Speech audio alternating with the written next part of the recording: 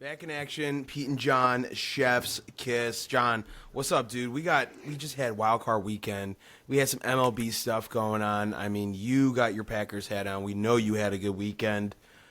I had a terrible night last night, but we're gonna get into all the good stuff. But You want to start it, John? Yeah, you got your Phillies poncho on, so it's all good. Yeah, we finally got snow, dude. It finally snowed, and it's like actual snow on the ground. I was so happy, and my wife had off today. So That's she had awesome. a snow day. Yeah, it was like, I wish I it's could so say fun. I wish I could say it's super fun for me, but it's been -8 degrees here, and literally Yeah. we're stuck inside. But it makes for great wild card weekend, which basically I spent the entire time watching football. And I don't want to toot my own horn, but I was right on a couple of my predictions. But we'll get into that. So Yeah. let's get into it. Wildcard weekend. To be honest, the games were not great, other than the No. Lions game. But there were quite a few blowouts. But okay, so let's start Saturday.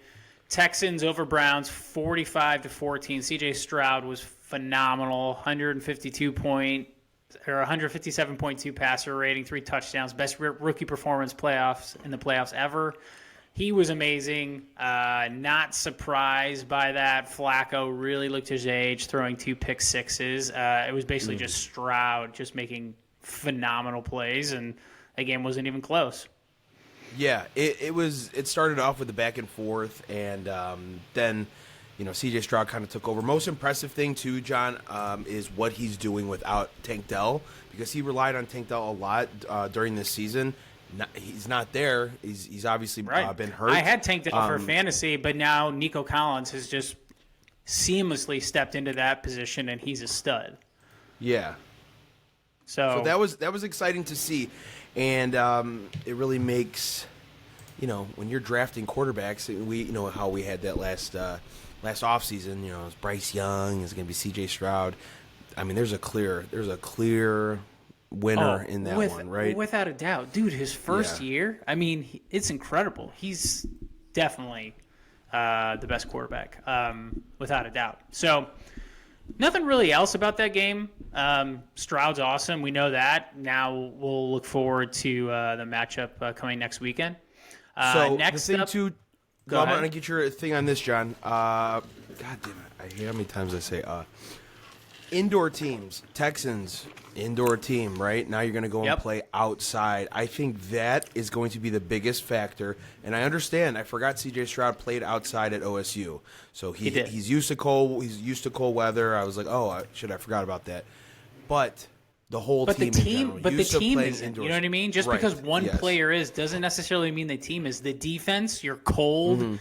You don't want to hit. It makes a huge difference. Jared Goff outside versus inside, look at those splits. He is a different quarterback, which kind of segues into my next thing. Chiefs win 26-7. Go ahead. Bring up real last thing in that game. Laramie Tunsil. Remember that guy? He did phenomenal against Myles Garrett. I think he only allowed 2 pressures, but it just made me remember. Remember Laramie Tunsil when he did the gas mask? The weed gas mask, and his stock went all the way down. He had a phenomenal game, by the way, guys. Shout out Shout to out Laramie marijuana. Yeah, Shout out gas mask. Yeah, it may help your performance. He was awesome. Yeah. So to segue into a team that is comfortable playing indoors or good weather and then have to play outdoor in the elements, Chiefs win 26-7 against the Dolphins in KC. You and I talked about Tua was going to suck in the cold, which is exactly what happened. You and I both predicted that. None of us had the Dolphins. We had the Chiefs. From the get-go, you could tell that Tyreek Hill was the only person that was somewhat comfortable on Miami playing in the cold because he had spent so many years with the Chiefs. Tua looked horrible. He didn't in that, not just the cold, but the cold wind. You really do have to have a strong arm. And their season was done when they lost the 2 seed, and Buffalo got it. That literally in week 18, I was like, they're done. They're going to be one and done. There's no way they're beating the Chiefs at home. to in the cold. It was the fourth coldest game in NFL history, -14. Shout out to number 1, Packers Cowboys, -13. The Ice Bowl, 67. But that's later. We're going to get into that. Something that you pointed out as a joke with your family members, but it's a real thing. Like helping family members. So this game is exclusively on Peacock. Did you have to help your dad? 1, explain what Peacock was, and then 2, help him locate it and download it. As I've many times been the resident family IT person for my parents, who are basically technologically illiterate. I thought it was funny how people called it. Like I was seeing memes like before it happened. They're like, wait till 11:59. Wait till 11:59 when your parents call, and they're like, why can't I get the game? And sure enough, as soon as it happened, my dad texted me and he was like, brutal. Gotta watch Peacock, or how do I get Peacock for the game? Yeah, you showed some screenshots with you and your dad, which is hilarious. Yeah, and I knew that was gonna happen, and I was out at a bar, and I just told him, I was like, "I'm sorry, Dad." You're like, "Dad, fucking figure it out. I can't do this right now." It's just you get it, you spend the $5.99, or you don't, because you have no shot streaming. I'm not going to give you a website. You know, those pop-ups, I got a lot of questions with those. Absolutely. So. It's amazing my dad can even watch or listen to this podcast, but I've made it very easy for him, but it's taken a lot of work.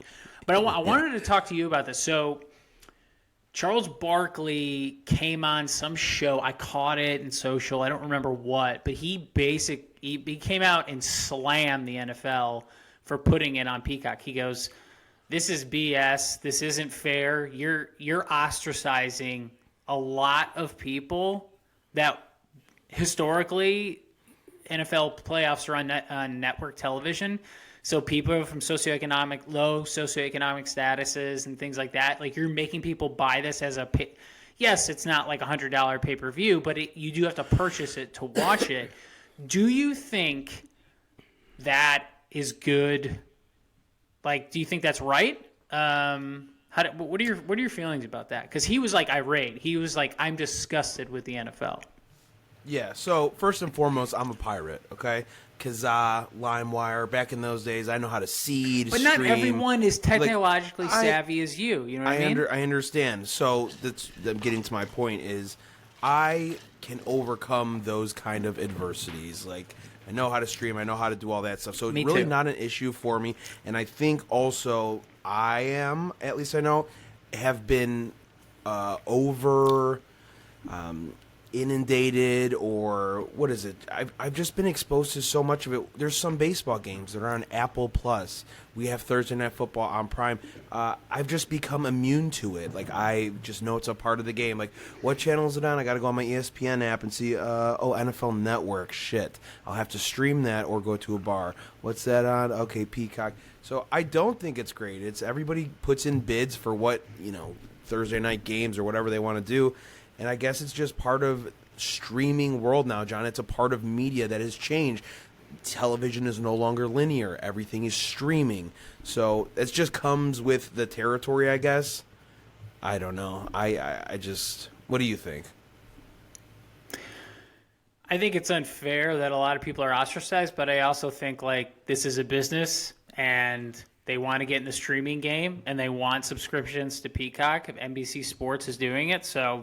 I mean, I'm not surprised, and I think you can see this This is only going to continue. There's going to be some games that are streaming only. I mean, look at Thursday Night Football. So the issue, I think, but for the playoffs, it sucks if you're a Chiefs fan and you don't want to subscribe to. It was the only game on TV. Prime time. That's the difference, I think. It's like, okay, Thursday Night Football. Oh, I don't get Thursday Night Football. I don't have Prime. But who cares? You know what I mean? All right, I won't watch Thursday Night Football. But this is a primetime playoff game with arguably the NFL's best player. Poster boy, yeah. Yeah. All right. Moving on. Sunday. My Green Bay Packers absolutely crushed. Take a victory lap. John. It's well deserved. Packers, who you did not take, and you said take your fan. You said, "quote I think take your fan glasses off," and I said you're this Packers biased. team. Yeah, something like that. You said I'm biased, and I said, I'll tell you what, I don't trust Mike McCarthy, and I don't trust Dak in big games. And that's exactly what happened. The Packers won 48-32. That game was that score doesn't reflect the beatdown that they gave. They gave a bunch of garbage touchdowns. At one point, the Packers were up 48-16. Jordan Love's passer rating was the same as C.J. Stroud's, 157.2, 272, 3 touchdowns, no picks. Was phenomenal. I don't know how it feels to be a Bears fan, but I was listening today. Breakdown, Love was awesome. He made a bunch of throws with athletic ability, but it was the touchdown to Wicks. He went to backwards. Went to LaFleur. He went to LaFleur before the game, and LaFleur asked him, "What is he like?" And LaFleur or Love was like, "I like this play a lot. I want to. If I see a look, I'm gonna call it." And he saw the look, he called that play, but he saw that Dan Quinn was doing a zero blitz. If you watch that replay, and I talked about this, the difference between Justin Fields and Love. Love was starting to figure it out. He was starting to see the field, those key third downs in the Bears game. So that same thing, he audible. If you watch the Wicks touchdown, watch pre-snap, he audibles, he sees Dan Quinn's zero blitz, and he gets the extra protection in the backfield with Aaron Jones and the running back to give him time because he knows he's got one-on-one matchups. Coverage, and the Packers wide receivers, if you're going to play man on them, good luck, dude. They're legit. They are really, really quick off the ball, and they can get separation. So he got the protection, and then off his back foot threw a laser for a touchdown. Like that, just the awareness and the ability to see that. And then LaFleur talked about another play, that the one to Musgraves, where Musgraves was wide open, and he just flipped it to him. How many of those did that happen? And then he scored. So that play was supposed to be called before that, and Jordan saw something at the line and checked out of it and checked down to a run, and Aaron Jones went for 26 yards. And then the next play, if you see that play, he called that play again to the tight end, which they had run. The only other time they ran that play was against the Bears in week 1, but Musgraves fell down and got tackled. But he was completely wide open. It was completely blown coverage. So Love calls it. Gilmore get burned on that too? They bid on it. So if you watch, so he kept going. So that tight end release, that play is called. Love sees it, audibles out into a run. Aaron Jones gets 26 yards, and then Jordan Love looks at LaFleur and goes, "Let's the same play. Let's call that again." And if you look, it's a fake handoff to Aaron Jones. The two guard and right tackle jet out, and it looks like it's a screen to Jones, and everybody bites on it, and then he knows Musgraves is going, and he just flips it to him, and he's wide open. That pre-snap awareness, that it and along with execution. just exactly, and then the execution. Like, dude, I'm sorry for Bears fans. Like, he's going to be a problem for you guys. He's seeing it. I saw it in the Bears game. I saw it in Minnesota. I even saw it a little bit in the Pittsburgh game. Like, he's starting to get it. And even LaFleur is surprised. He's like, dude, like, that guy's a dude. And he can make every throw off platform.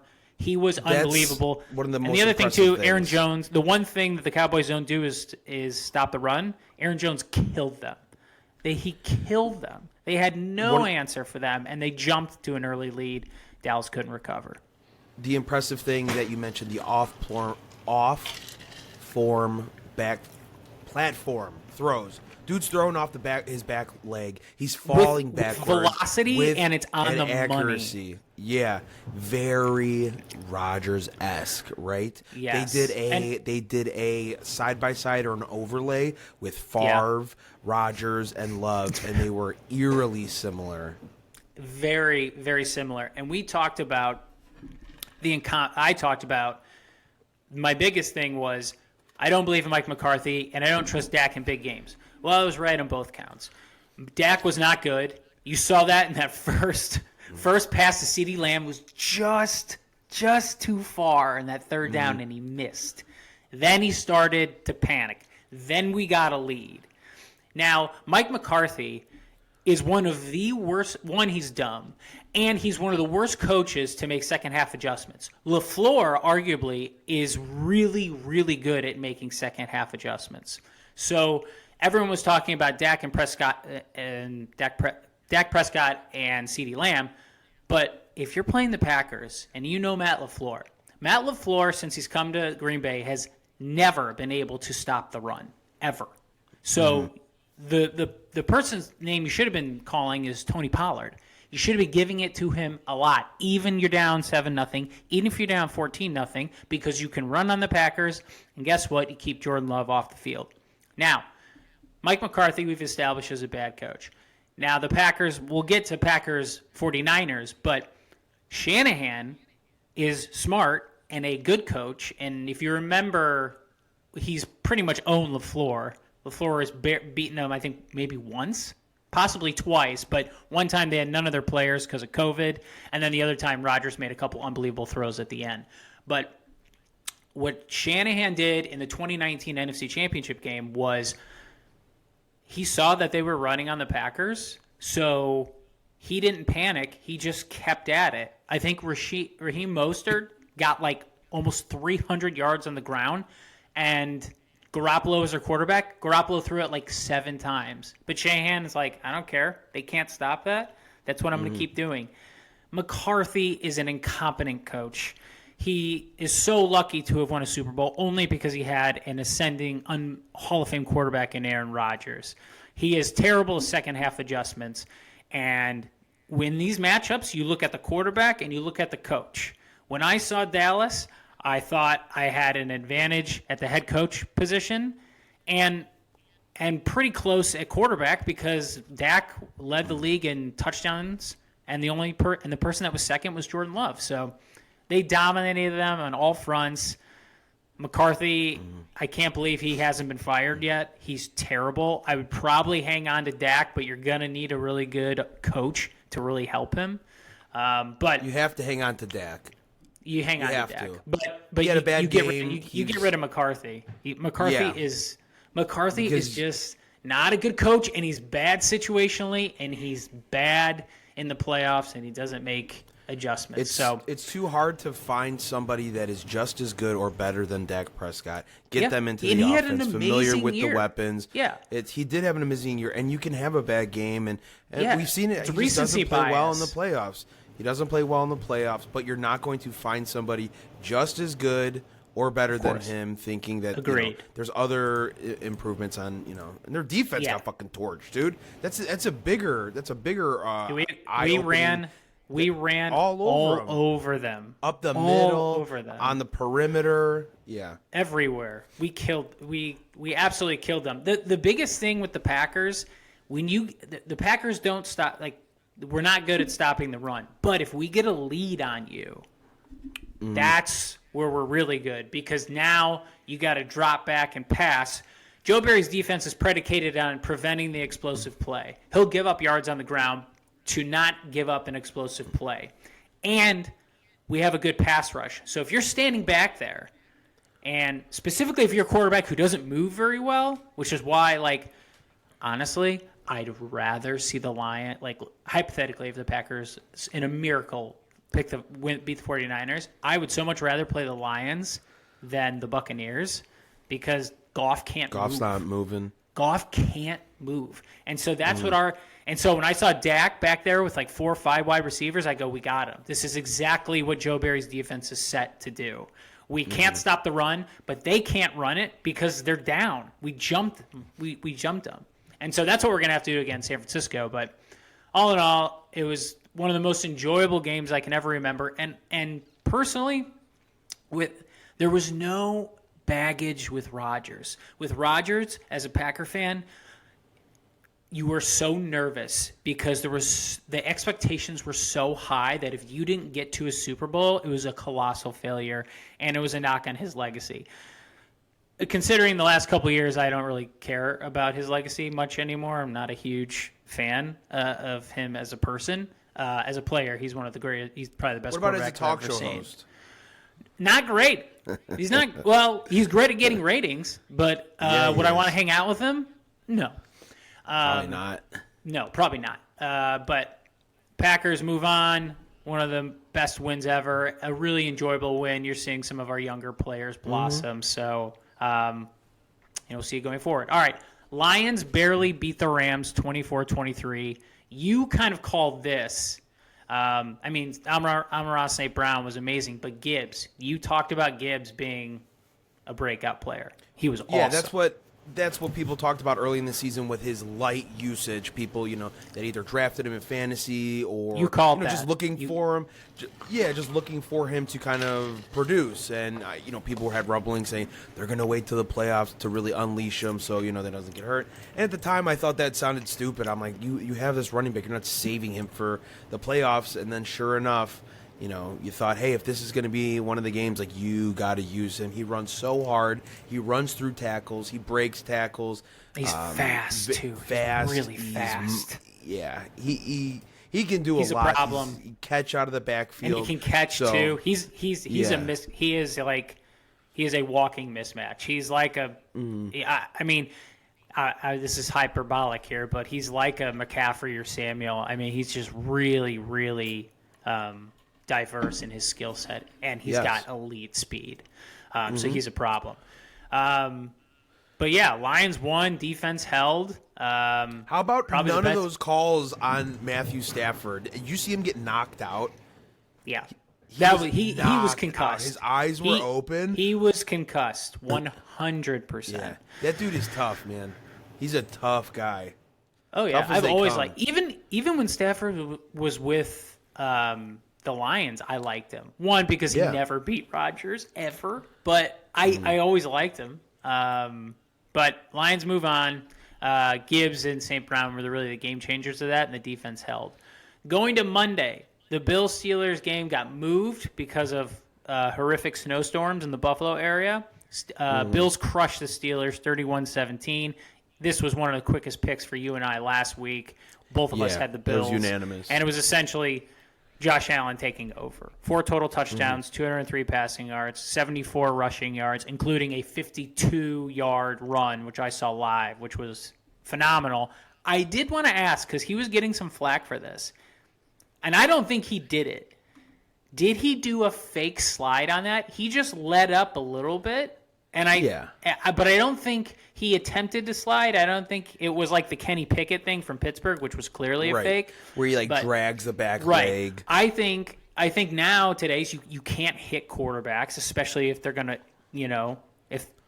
so I think you can kind of use. I think he used it to his advantage. I don't think he made a full slide, but he definitely slowed down. Like he thought about sliding, and he's an amazing athlete. So all he needs is the slightest hesitation, and then he outran everybody. So it was basically just him taking over. That's on the refs too. If you don't like it, they have to call the flag. So he's playing football. Either you call it or you don't. It's not up to me. So yeah, I agree. I'm with you on that. Yep, Bills take care. That was an easy one. You and I both called that. Bills move on. Steelers just don't really have a quarterback, and when you don't have a quarterback, can't really win in this league. Nope. All right. I know this is a sensitive subject, so I'm gonna let you kind of talk about this. I'll just set it up a little bit. Last night, Eagles. There's no other way to say it, buddy. Eagles got crushed by the Bucs, 32-9, and you called the Eagles. I called the Bucs. I'm sorry to throw it in your face, but I have to say it. I said when Baker's hot, he's red hot. He's on a heater, dude. 337 yards, 3 touchdowns, no picks. He was awesome. So I'm going to let you have the floor and talk about the Eagles, but I have a couple questions to kind of start it off, and then I'm going to let you take it away. Mm-hmm. Was changing coordinators midseason a good idea for them? And because of all of this, does Nick Sirianni get fired? I'll let you have the floor. I don't think changing your coordinators in Week 13 is ever a good look. You obviously aren't either prepared, you haven't established what you needed to in the first 13 weeks. So I think that's a bad look. Then you flip-flop. Do we go back? Do we go? You have no confidence because you're going back and forth. This is what I've learned, too, about Eagles fans. So I'm going to talk about the fans and then talk about the game. John, the Eagles fans are like that friend who's gets a job, right? And then you see him and you're like, John, how's your job? And you're like, oh, man, it's great. It's fun. I get paid really well. I'm very good at it. They appreciate me. Like, it's a really good job. Oh, man, that's awesome. I'm so happy for you. And then, a month goes by, you see your buddy. Hey, buddy, how you doing? How's work going?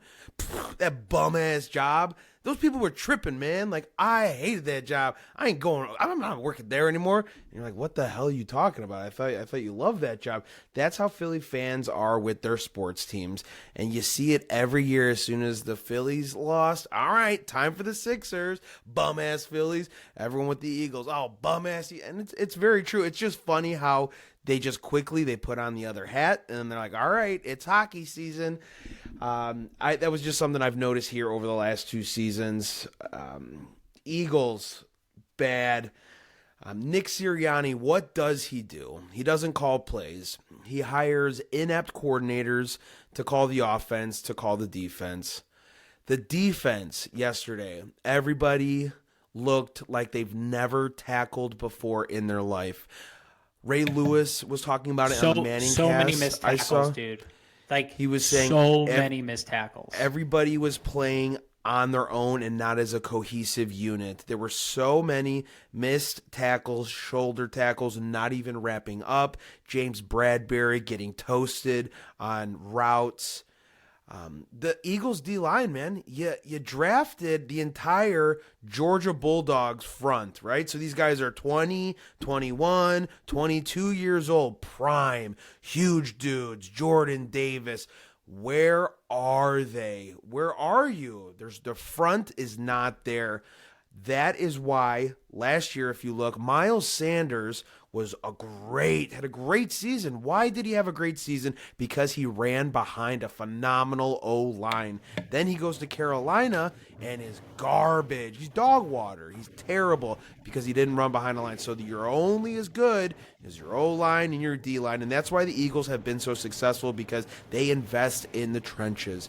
For some reason this season, everything went haywire 7 weeks ago, right? They were winning ugly, but this was a team that was 10-1, and and you almost can feel it coming. You feel it coming, and then we saw it, right? We saw them playing their worst football. It got worse. It got bad. People got injured, and I kind of knew. I thought maybe they were going to squeak out this win, obviously, and then they did, and they got crushed. It looked bad. I was talking to one of my buddies who was an Eagles fan too, and he's just saying how unlikable Nick Sirianni is. I mean, when you see someone act like that, your head coach, when he left the when he left the Chiefs stadium, how do you like that, Chiefs fans? Yelling like a douchebag, it's very, winning makes up for a lot of red flags. Nobody cares when you're winning, right? As soon as you start losing, and everyone starts kind of turning on you. Well, what are you doing? Why is this not working? Why don't you have an identity? Another part of the thing, they abandoned the run, dude. You get up early on the Eagles, they panic. We can't run the ball anymore. We got to throw. First down, throw a screen. 2nd and 12, throw a screen. We got to throw. They abandoned the run. You can't run a even offense if you don't run the ball as well. So there's a lot I'm going to defend Jalen Hurts always. I think he's a great quarterback. More importantly, I think he's a great leader of men, and I think that is a quality that is. But you have to admit he regressed this year. 100%. As opposed to last year. 100%. Yeah, last year, MVP caliber, and he's in the discussion for that. This year, it did not look the same. I'm chalking it up to, you're going to have, the Eagles also depended so much on Jalen Hurts, right? He played Superman. There was a point where he would bail them out. He was in overtime with the Commanders, right? I think it was the Commanders. Overtime, he QB sneak. Yeah, we won. So you rely on him to save you, to make these throws. And then Superman's, not always going to be there. That's just not how life works, how, things go.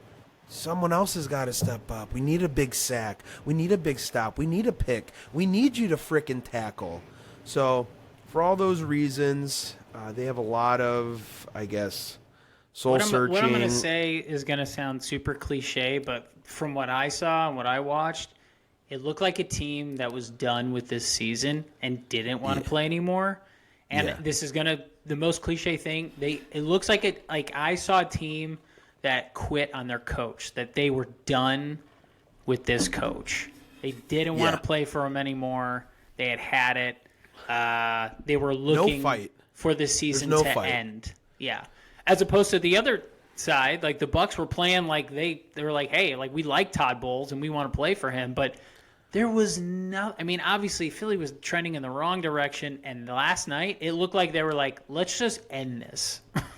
You know what I mean? Rashad White looked like Barry Sanders out there. Dude, Rashad White was running everywhere on an Eagles front that's supposed to be dominant. Yeah, he looked really good. Yeah, not a great performance from the Eagles. Can we just give recognition quickly to Jason Kelce, who plays a very selfless position, and he's a 6-time Pro Bowler. I think 6-time Pro Bowler, a Super Bowl champion. He officially one of the announced. best. Yeah, he announced his retirement. He is one of the best to play centers. It's a position, that doesn't get any recognition. And you got to be very smart. You have to know your blocking assignment, and everybody else is on the line. So congrats to him. Hat tip to Jason Kelce, and he can now spend time with his family. And it just seems like a guy you want to root for, Yeah, absolutely. Good for him. He's got a great career. And I'm sure he's happy to spend more time with his family. Read just a quick. Does Sirianni get fired?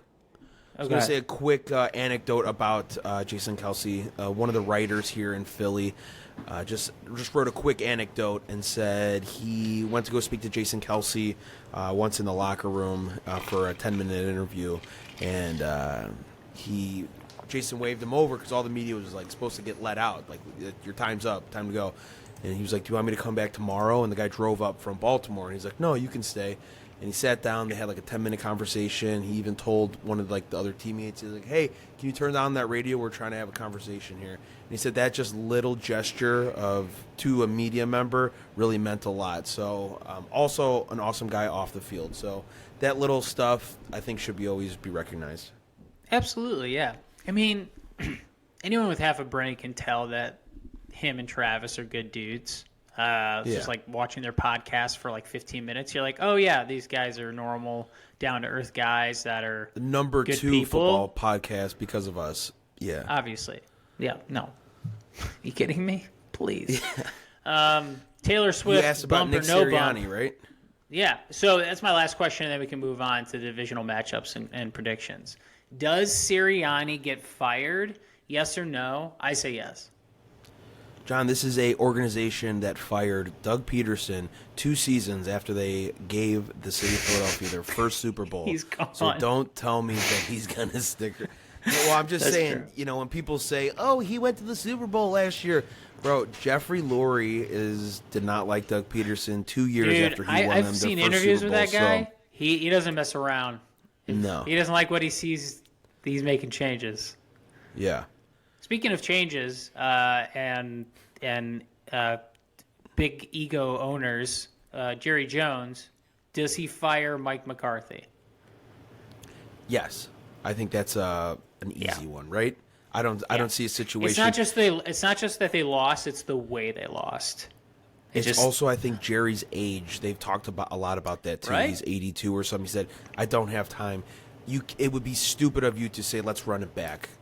Of course. I thought one thing was very telling this weekend as well.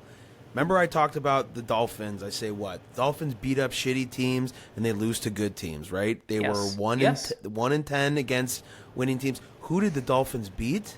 The Cowboys. That was the only team that they beat that had a winning record, and then look what happens. So I thought that was very telling. I was like, That's true. That makes sense now. And you definitely called that. All right, so moving on, this weekend, Saturday, divisional matchups. I'm gonna give you the matchup. I'm gonna give you my prediction, and then I'll give you the odds, and then you can guess. You can agree with the odds. All right, Texans at Ravens. Mm-hmm. Man, this is a really good game. That spread's at 9.5. 9.5. Man, dude, I'm gonna. This is crazy. I'm taking the Texans. I think Stroud is just with 9.5 points. Absolutely. Yeah, I'm taking the Texans. I don't like the Texans outdoors. I don't like them outside, just because they're an indoor team. But that's true. It's going to depend. What's the weather supposed to be like? That will be dependent. If it's clear, if it's just cold and clear, I'm taking them. But if it's like rainy and gross, that's a Baltimore victory written all over it. So the weather will play a factor in that game. It's a lot of points in a playoff game. A lot of points. We've seen blowouts, but still. My Packers at the 49ers. All right. Yeah. I'm finally taking my fan glasses off. I really like this team. We're a year ahead of schedule. I couldn't be happier with Jordan Love, even though I thought he was going to suck. I'll admit I was totally wrong, and I am so happy that I am wrong, that I was wrong about that. He's awesome. But San Francisco is better than the Packers at every single position, with the exception of quarterback. I think Love is probably better. But Purdy, when you have, I'm counting, I think, assuming they don't get injured, I think they have 5 Pro Bowlers, or I think they have not only Pro Bowlers, I think they have 5 future Hall of Famers, barring injury, on the offensive side of the ball alone. Christian McCaffrey, Deebo Samuel, Brandon Ayuk, George Kittle, left tackle Trent Williams, the best in football. So they're better than us everywhere. Shanahan, who is like, it's, LaFleur's his protege. He's just a really smart coach. But the only thing is, so I'm taking the Niners. I think they're better at every possible position. Yeah, it's a 1 versus 7 seed. Yeah, it would be a mirror. Some things would really have to go our way for us to win this game. So I'm taking the Niners. But however, Niners by 10. I'm not down with that. I think the Packers' offense is explosive. I'm not taking them by 10 points. Yeah, I'm very curious to see how the week off always treats teams too. The teams that haven't played that had that bye week. Packers have been playing playoff football nonstop for you don't want to stop. If you are rolling, sometimes a week off, it sounds nice to regroup and stuff. But you got that schedule.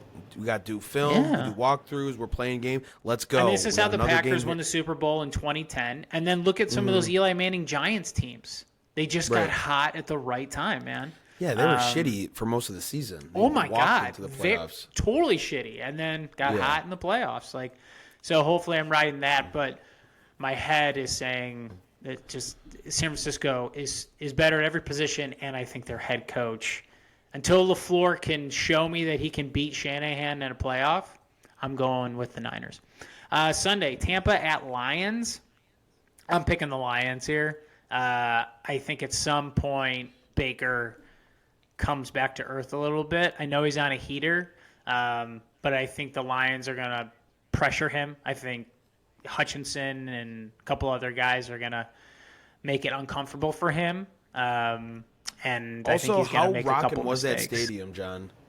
Lions Stadium was crazy. Rocking, dude. Ford Field. That home field advantage it's a real advantage there. 100%.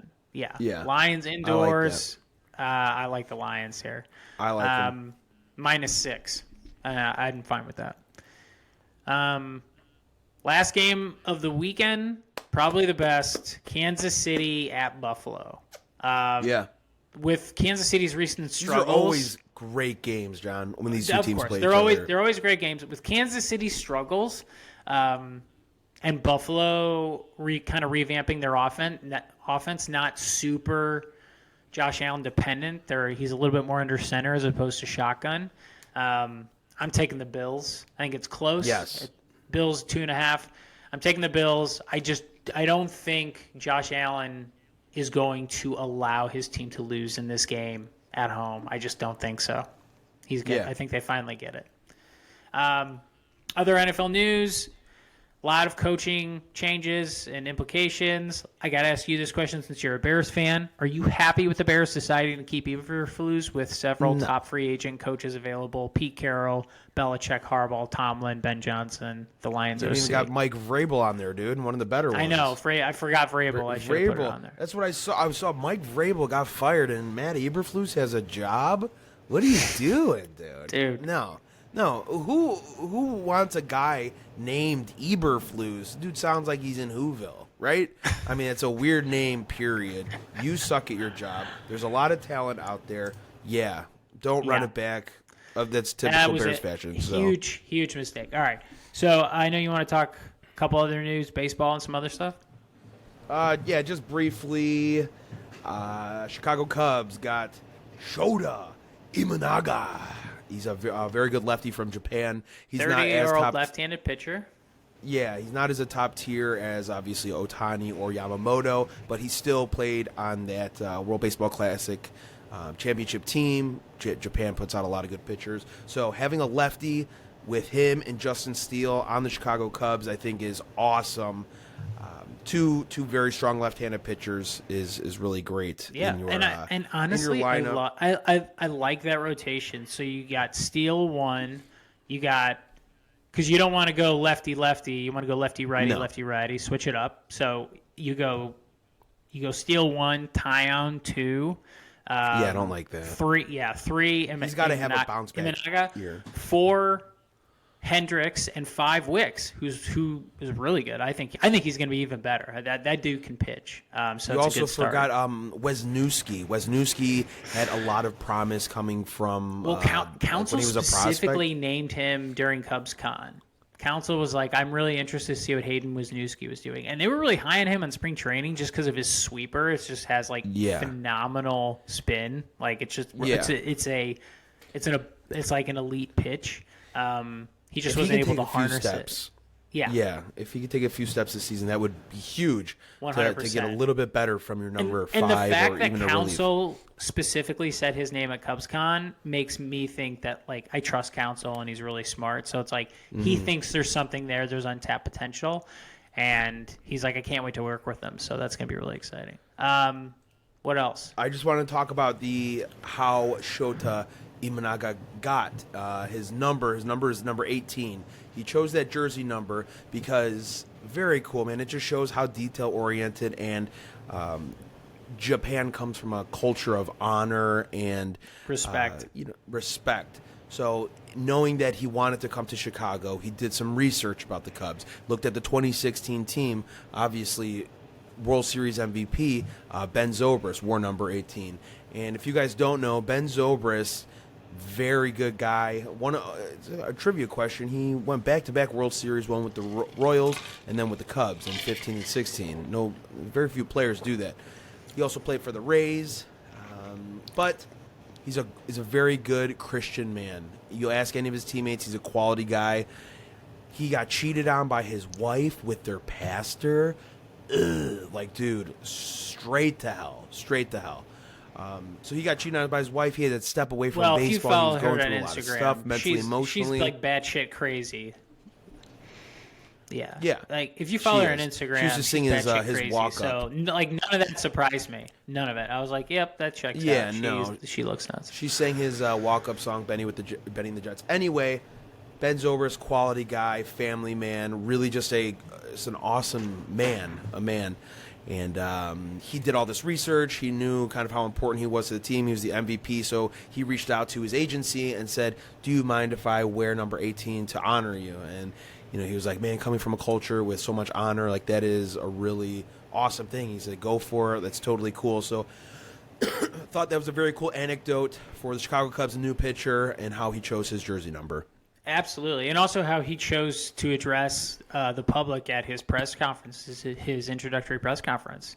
He in English, he goes, yes. "Hey Cubs, what do you say the Cubs are going to win today?" Chicago. He was singing, yeah. What do you say? So I was like, "That's awesome." He learned the Cubs song, and that was the first words out of his mouth. I'm like, this dude's all in, and he, from what I hear, he took quite a bargain. He's all in with this team. So yes, that's what you want. You want someone who wants to win, who's all in. You want someone who wants to be there. Period. Right? Yeah. You want someone who's all in, who wants to be there and wants to win, and that dude does. Really excited for the upcoming baseball season, but that was. I have to wait. That'll have to wait after the Packers make a miracle run to the Super Bowl. So you got it. And Marcus Stroman, we saw, went to the Yankees as well. Yeah, me and John, maybe might we'll get like to see that. him. I won't miss him, but I actually think he'll do well in New York. I think he's going to feed off that the attention. I think he's going to do well. The opposite. John, he's the opposite of Sonny Gray. Let's just say that.